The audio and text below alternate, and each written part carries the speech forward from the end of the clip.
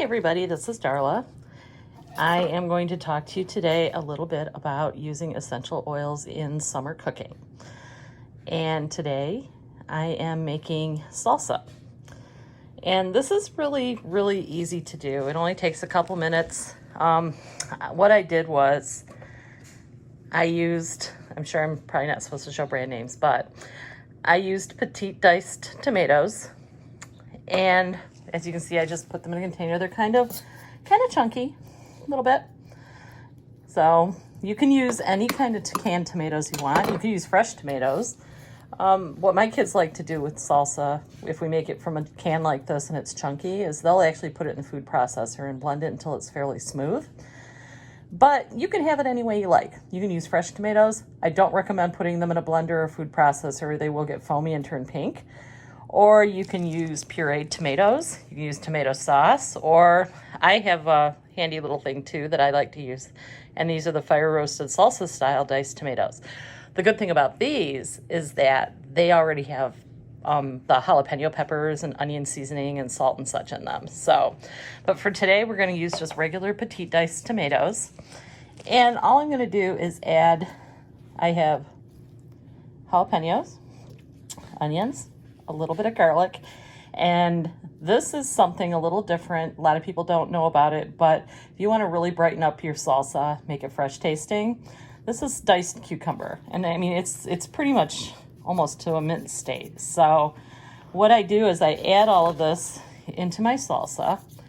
I'm just going to pick it up with my hands. Oh, by the way, if you peel and dice a jalapeno, notice that white center part, that's called a pith, and there are seeds in there. If you don't like a lot of heat, you need to make sure you remove every bit of that. So as you can see, mine are little tiny diced pieces. So I'm just, once again, doing this one-handed for now because I'm waiting for my little stick to come in.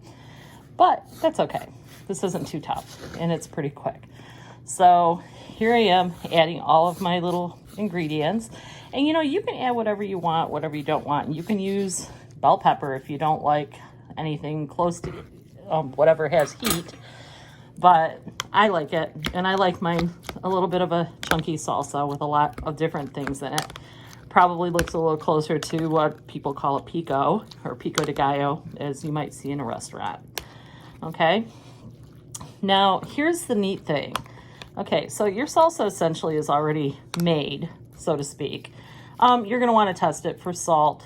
You might want to add a little bit of pepper, which is what I'm going to do because I like black pepper in mine.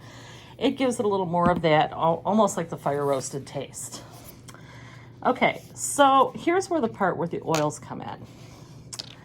Most of us don't want to spend the money to go buy a big bunch of cilantro or some limes, or maybe they're out of season and you just can't get them.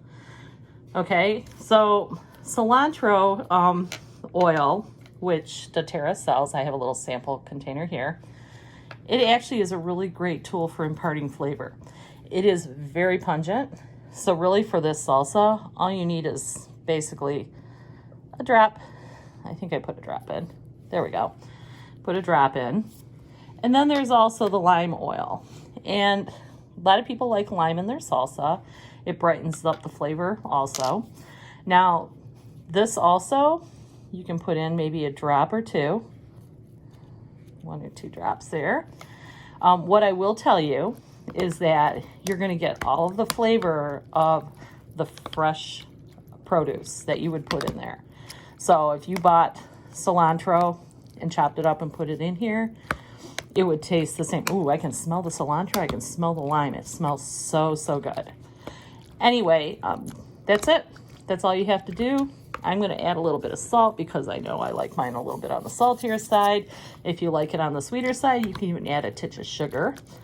If you like yours slightly on the vinegary side, because I know if you use fresh limes, you get the little bit of the tang, which you're not going to get with this, the oil.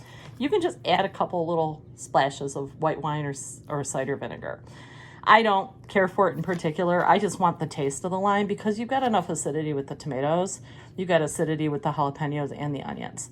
So anyway, I just wanted to share this with you. This is a really great tool. I'm going to go ahead and taste it. Here, a little bit here. Oh, that tastes so good. So fresh. Excuse me, literally tastes like it has fresh cilantro and lime in it. Okay? Anyway, I'm signing off. Bye.